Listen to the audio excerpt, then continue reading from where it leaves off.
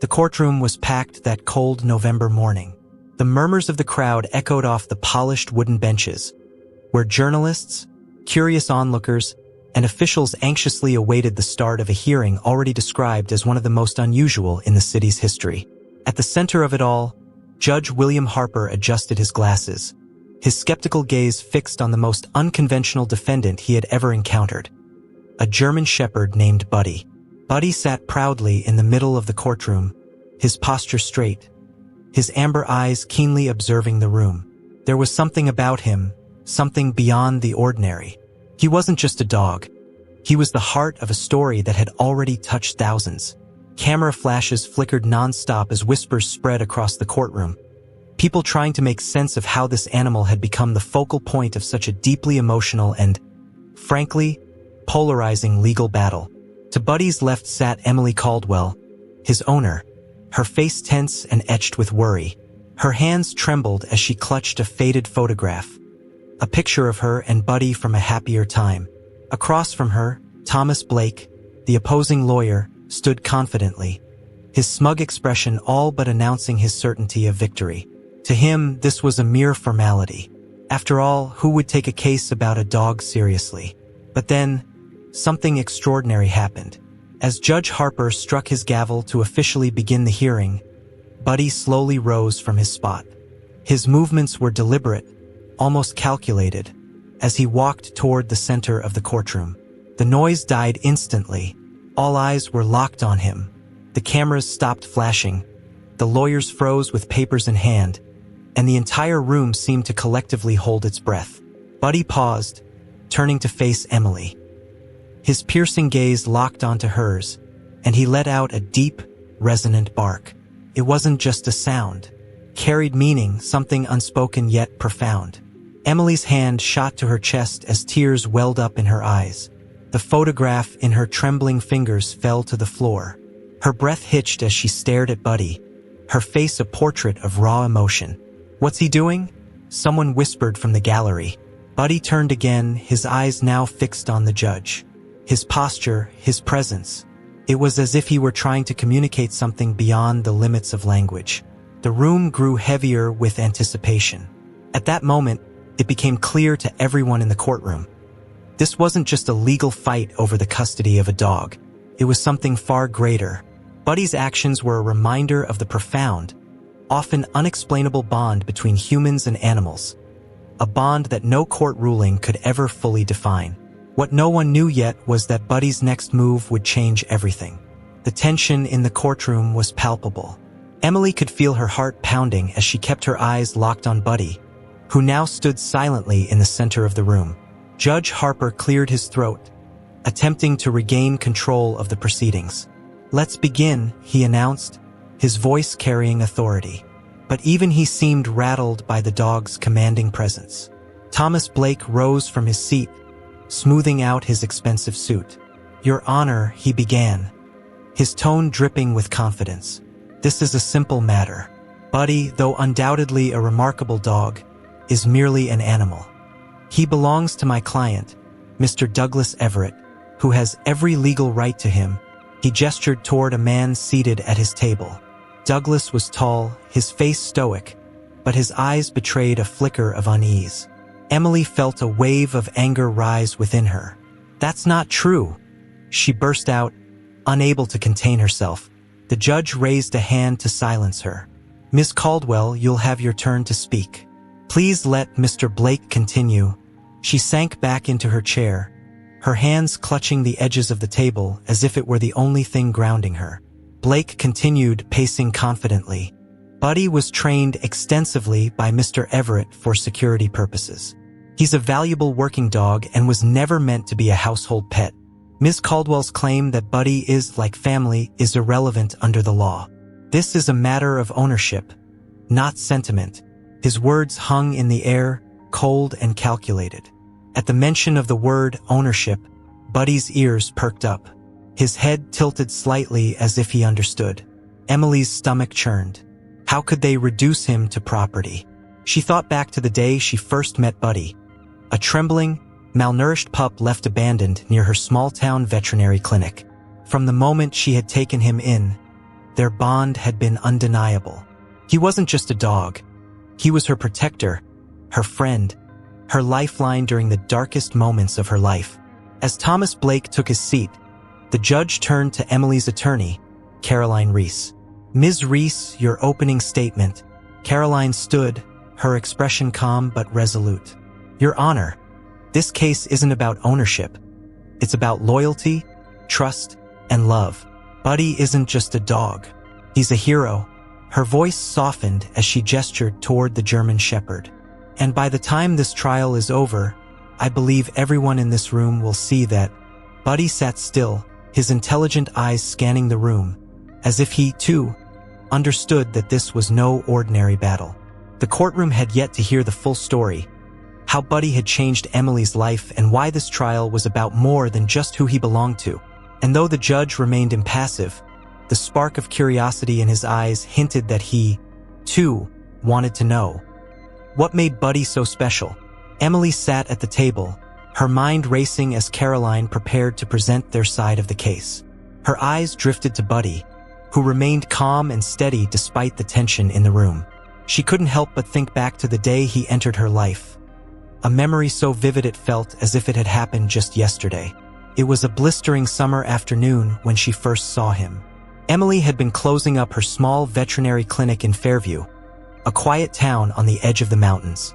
As she locked the front door, a rustling noise caught her attention. Turning toward the sound, she spotted a thin, trembling German shepherd near the dumpster, his ribs visible through his matted coat. His amber eyes, wide with fear, met hers. She crouched down slowly, speaking in a soft, soothing voice. "Hey there, Buddy. It's okay. I won't hurt you." The dog hesitated, his tail tucked tightly between his legs. Emily could see the cuts and scrapes on his body and the weight of exhaustion in his movements. It was clear he'd been on his own for a long time. She reached into her bag and pulled out a granola bar, unwrapping it carefully. "Come on, you need this more than I do," she said, tossing a small piece toward him. He sniffed the air cautiously before inching closer, hunger overpowering his fear. From that moment on, Buddy became part of her life. It wasn't easy at first. His mistrust of people ran deep. But with patience and love, Emily broke through his walls. Over time, Buddy transformed from a frightened stray into a loyal and protective companion. He had a knack for sensing her emotions, comforting her during sleepless nights and silently sitting by her side when she felt lost. The memory brought tears to her eyes as she looked at him now. How could anyone claim he wasn't hers? Buddy wasn't just an animal, he was family. He had been there for her when no one else was, filling a void she hadn't realized was so deep. And now, sitting in this courtroom, fighting for him, she realized just how much he had taught her about love and resilience. Caroline stood, her voice cutting through Emily's thoughts. "Your Honor, I'd like to call Emily Caldwell to the stand." Emily felt a lump rise in her throat but nodded firmly. She glanced at Buddy, who tilted his head as if silently encouraging her. Rising from her seat, she made her way to the witness stand, determined to tell the world the truth about the dog who had saved her in more ways than one. Emily sat down at the witness stand, her palms pressed together tightly in an effort to calm her nerves. The courtroom was silent, save for the faint scratching of pens on notepads as reporters jotted down every detail. Buddy, as if sensing her unease, watched her intently from his spot, his steady gaze like a silent promise of support. Caroline approached Emily with a reassuring smile. "Ms. Caldwell, can you tell the court about the day you found Buddy?" Emily took a deep breath, her voice trembling slightly as she began. "It was 2 years ago. I was closing my veterinary clinic for the day when I saw him by the dumpster. He was skin and bones, covered in cuts and scars. I didn't know where he came from, but I could see he had been through something terrible." Her voice cracked, and she paused for a moment, gathering herself. "He wouldn't come near me at first, but he was so hungry. I stayed with him for hours until he finally let me bring him inside." Caroline nodded, her tone gentle but clear. "And after that day, what happened?" Emily's lips curved into a faint smile as she glanced at Buddy. "It wasn't easy. He was terrified of everything: loud noises, strangers, even sudden movements. It broke my heart to see how much pain he carried. But with time, he began to trust me. Slowly, he let me care for him. He started following me everywhere, sleeping by my bed, waiting by the clinic door for me to finish work. She paused, her voice softening. He became my shadow, my protector. Caroline took a step closer, her expression growing more serious. "Ms. Caldwell, can you tell the court about the night Buddy saved your life?" The room seemed to collectively hold its breath. Emily swallowed hard, her hands gripping the edge of the stand. It was about 6 months after I found him. I was working late at the clinic, and I didn't realize someone had been watching me. When I went to lock up, a man came out of nowhere and tried to force his way inside. I froze. I couldn't move or scream. But Buddy, he didn't hesitate. Her eyes filled with tears as she continued. He lunged at the man, barking louder than I'd ever heard. He scared him off before anything could happen. If Buddy hadn't been there, she trailed off, her voice breaking. For a moment, there was silence in the courtroom. Even Thomas Blake shifted uncomfortably in his chair. Caroline turned to the judge, her voice steady. "Your Honor, Buddy isn't just a dog. He's a survivor, and he saved more than just Emily's life. He saved her heart." From his spot, Buddy tilted his head slightly, as if he understood every word. And as Emily met his eyes, she knew that no matter what happened in this courtroom, their bond would remain unbreakable. The courtroom was still heavy with emotion as Emily stepped down from the witness stand. Caroline gave her a small nod of encouragement before turning her attention to Thomas Blake, who was already rising from his seat. His face was a mask of feigned patience, but the tension in his clenched jaw was unmistakable. "Your Honor," Blake began, striding toward the center of the courtroom. "While Ms. Caldwell's story is touching, this case is not about sentimentality. It's about facts and ownership." He turned toward the judge, his tone firm. "And the fact is that Buddy was trained by my client, Mr. Everett, long before Ms. Caldwell ever laid eyes on him." Blake turned to the audience, clearly intending to dismantle the emotional momentum Emily had built. "I would like to call my client, Douglas Everett, to the stand." A tall man in his early 50s, Douglas stood and adjusted his tie before making his way to the front. His demeanor was calm, but his piercing gaze scanned the room, landing briefly on Buddy before shifting to the judge. As he took the stand, Blake wasted no time. "Mr. Everett, can you tell us about your relationship with Buddy?" Douglas cleared his throat. "Yes, Buddy came to me as a pup. I trained him to be a security dog, obedient, disciplined, and reliable. He wasn't a pet, he was an investment. For over a year, I worked with him daily. He was part of my business." His voice was steady, but there was something cold in his delivery, as if Buddy were nothing more than a tool. "And what happened the day Buddy left your care?" Blake asked, leaning forward slightly. Douglas hesitated, his jaw tightening. "He ran away," he admitted. "We were on a job in the countryside. I had him in the truck, and somehow he got loose. We searched for him for days, but I assumed he had been lost, or worse. I didn't expect to find him again until I saw his photo online." His eyes flicked toward Emily, his tone sharpening. "It's clear he's my dog. He always has been." Blake nodded, stepping closer. "Thank you, Mr. Everett. So, in your professional opinion, Buddy's loyalty belongs to the person who trained him, the person who invested time, effort, and money in his development. Correct?" "Yes," Douglas replied without hesitation. "That dog was trained to serve, not to be someone's pet." As Blake returned to his seat, satisfied with his argument, Caroline rose, her eyes narrowing slightly. "Your Honor, I'd like to cross-examine the witness," she announced. There was a murmur in the crowd as she walked to the stand, her calm demeanor masking the storm of questions swirling in her mind. The battle for Buddy's future was far from over, and she was determined to expose the cracks in Douglas Everett's claim. Buddy, sitting quietly near Emily, watched intently. His ears twitched slightly as if sensing the mounting tension. The room grew still, everyone waiting for Caroline's first question, and the truth she intended to reveal. Caroline approached the witness stand slowly, her heels clicking against the polished floor, each step deliberate. She stopped just short of Douglas Everett, her gaze steady and unwavering. "Mr. Everett," she began, her voice calm but firm, "you testified that Buddy was trained by you, correct?" "Yes," Douglas replied, his tone clipped. "And you also stated that he wasn't meant to be a pet, but rather a security dog. A tool for your business," she added, tilting her head slightly. "I just want to clarify something. In all the time Buddy was with you, did he ever live inside your home?" Douglas frowned, shifting slightly in his seat. "No, he was kept in an outdoor kennel. That's standard for working dogs." Caroline's expression didn't change. "I see. And when Buddy ran away, did you report him as lost to any local authorities? Shelters? Veterinary clinics in the area?" Douglas hesitated. "No," he admitted, his voice growing quieter. "I assumed he was gone for good." Caroline nodded, walking closer. "Interesting. So, this valuable asset, as you've described him, disappeared, and your response was to give up searching after a few days? You didn't even notify anyone in the area where he could have been found." Her words hung in the air like a challenge, and murmurs rippled through the courtroom.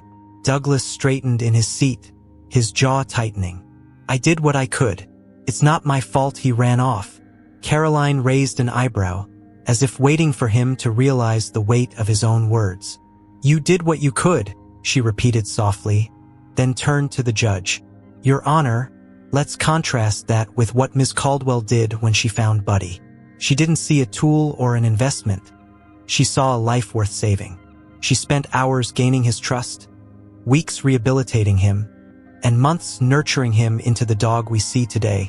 She gestured toward Buddy, who sat quietly beside Emily, his gaze fixed on Caroline. "Buddy didn't run back to Mr. Everett. He stayed with Ms. Caldwell because, to him, she's not just a caregiver. She's family." Douglas opened his mouth to respond, but Caroline continued, her voice firm. "Mr. Everett, one last question. When you found out Buddy was alive and living with Ms. Caldwell, did you reach out to her to ask about him? To see if he was okay? Or did you go straight to filing a legal claim to take him back?" The silence in the courtroom was deafening. Douglas shifted again, his eyes darting away. I didn't think it was necessary," he muttered. Caroline stepped back, turning to the judge. "No further questions, Your Honor." As she returned to her seat, Emily exhaled a breath she didn't realize she'd been holding. Buddy's tail wagged softly, a small gesture of reassurance. The tension in the courtroom was thick, but cracks were beginning to form in Douglas Everett's case, and Caroline had every intention of breaking them wide open. The courtroom buzzed with quiet murmurs as Douglas left the stand, his rigid demeanor noticeably shaken. Caroline's cross-examination had left an impression, and even Judge Harper seemed more contemplative as he made notes at his desk. Emily felt a flicker of hope in her chest, but she knew the battle wasn't over yet. "Your Honor," Caroline began, standing once more, "I'd like to call my next witness." Dr. Susan Graves. The doors at the back of the courtroom opened, and a middle-aged woman in a neatly pressed blazer walked in. Dr. Graves was a well-respected animal behaviorist, her name known in professional circles for her work on canine trauma and rehabilitation. She gave a polite nod to the judge as she took her seat at the stand. Caroline wasted no time. "Dr. Graves, you've reviewed Buddy's history and observed his behavior. Based on your expertise, what can you tell us about his bond with Ms. Caldwell?" Dr. Graves adjusted her glasses and leaned forward slightly. "In my professional opinion, the bond between Buddy and Ms. Caldwell is incredibly strong, possibly unbreakable. Buddy exhibits clear signs of attachment to her. His body language, his responsiveness to her voice, and his calm demeanor in her presence all indicate trust and security. These are behaviors typically seen in dogs who view their owner as a source of safety and love." Caroline nodded, then gestured toward Buddy, who was sitting beside Emily, his gaze locked on the witness stand. "And in your evaluation, how does Buddy react to Mr. Everett?" Dr. Graves paused, choosing her words carefully. "During my observation, Buddy appeared visibly uncomfortable in Mr. Everett's presence. He avoided eye contact, kept his body tense, and showed subtle signs of stress. Ears back, tail low, and a general lack of engagement. These behaviors suggest fear or mistrust, which is consistent with a dog that has experienced negative associations with a person. The courtroom murmurs grew louder, and Thomas Blake immediately stood to object. Speculative, Your Honor. The witness cannot possibly know what Buddy is thinking. Judge Harper raised a hand to silence him. Overruled. Dr. Graves is an expert witness and is qualified to interpret animal behavior. Caroline turned back to the witness. Dr. Graves, in your professional opinion, what's best for Buddy's well-being? Dr. Graves didn't hesitate. It's clear that Buddy thrives in Ms. Caldwell's care. Removing him from that environment could cause significant emotional distress, potentially reversing the progress he's made since she rescued him. For his mental and emotional health, he should remain with her. Emily felt tears welling in her eyes as Dr. Graves stepped down. Buddy, as if sensing the importance of the moment, leaned his head gently against her leg. The courtroom grew still once more, but this time, the weight of the evidence seemed to tilt in Emily's favor. The next step was up to Judge Harper, whose stern expression revealed little about where his thoughts lay. As Dr. Graves stepped down, the tension in the courtroom remained thick. Caroline had built a strong case, but Emily knew that a single misstep could undo everything. Thomas Blake, however, was not ready to concede. He adjusted his tie and stood confidently. Your Honor, I have one more witness to call. Mr. Alan Carter. The name sent a ripple of confusion through the courtroom. Emily furrowed her brow, leaning toward Caroline to whisper, Who's Alan Carter? Caroline looked equally puzzled but remained composed as the doors opened and a man in his 40s walked in. His rough appearance, a worn jacket, unkempt hair, and scuffed boots, contrasted sharply with the polished lawyers and spectators in the room. Blake smiled smugly, as though revealing a secret weapon. Mr. Carter, could you please tell the court how you're connected to Buddy? Alan cleared his throat, his voice rough but steady. I used to work for Mr. Everett. I was part of the security team that trained Buddy. His eyes flicked toward Douglas, who sat motionless at the defense table. Blake nodded, urging him to continue. And can you confirm that Buddy was trained as a working dog under Mr. Everett's supervision? Yes, Alan replied, though there was hesitation in his tone. Buddy was trained for security work. He was smart, quick to learn. But he wasn't like the other dogs. He had a softer side. He needed care, not just commands. Blake frowned slightly, but pressed on. Mr. Carter, did you witness anything during Buddy's time with Mr. Everett that would support his claim of ownership? Alan shifted uncomfortably in his seat. I did. Buddy was part of the team, and we worked with him every day. He paused, glancing toward Emily and then back at Blake. But there's something else the court should know. Blake froze, his confident smirk fading. And what is that? Alan took a deep breath, then spoke firmly. The conditions Buddy was kept in weren't right. He wasn't treated like an animal that mattered. He spent most of his time locked up in a small kennel, and when he wasn't performing perfectly, he was punished. That's why he ran away. He wasn't escaping by accident. He was trying to survive. The courtroom erupted in murmurs as Alan's words hung in the air. Douglas shot to his feet. That's a lie, he bellowed, his face flushed. Judge Harper immediately banged his gavel. Order, Mr. Everett, sit down or you'll be held in contempt of court. Emily's heart raced as she looked at Buddy, who seemed calm, almost serene, in the midst of the commotion. Caroline's lips curved into the faintest of smiles. Alan's testimony was the crack she had been waiting for, the one that might finally tip the scales in Buddy's favor. Blake, visibly rattled, quickly tried to regain control. Your Honor, this is irrelevant. Judge Harper cut him off. I'll decide what's relevant, Mr. Blake. Mr. Carter, you may continue. Alan looked directly at the judge.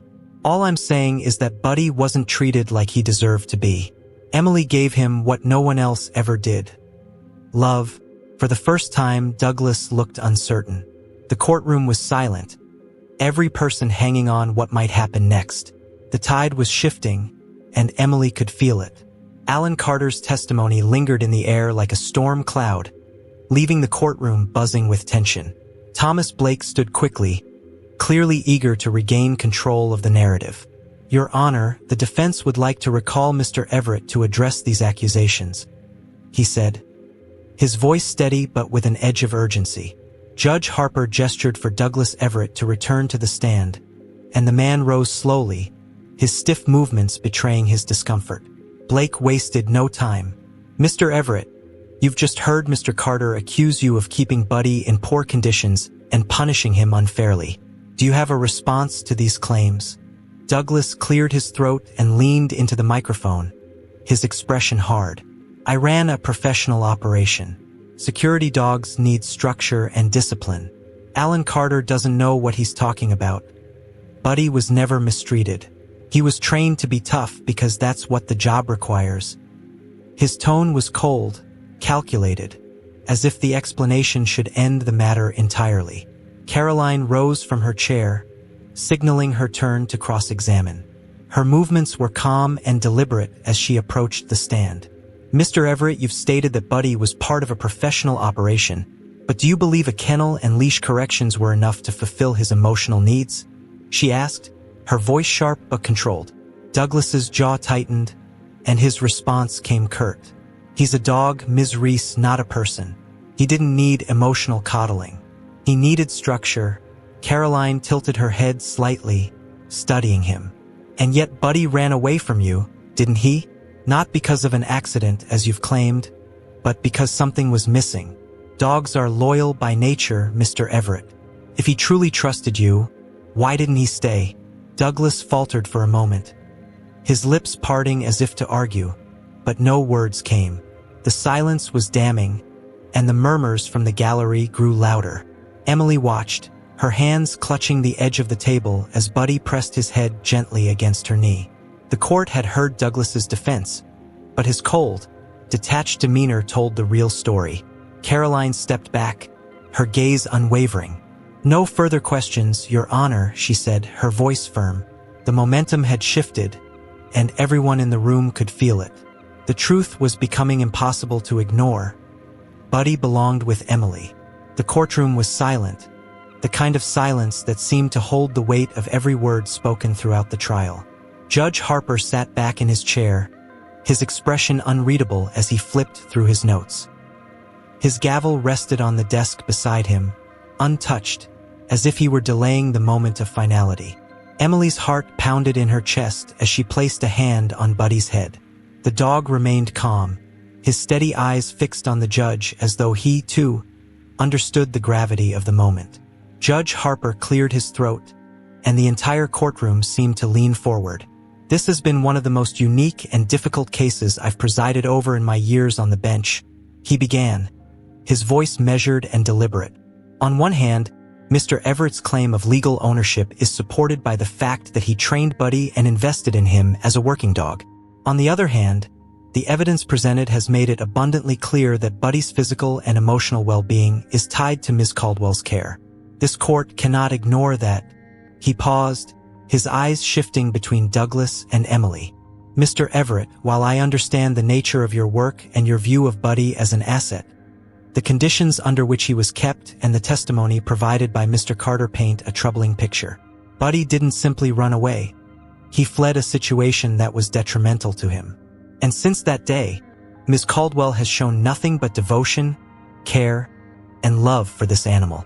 The bond they share is undeniable and, in my opinion, unbreakable." Emily felt her breath hitch as the judge turned to her.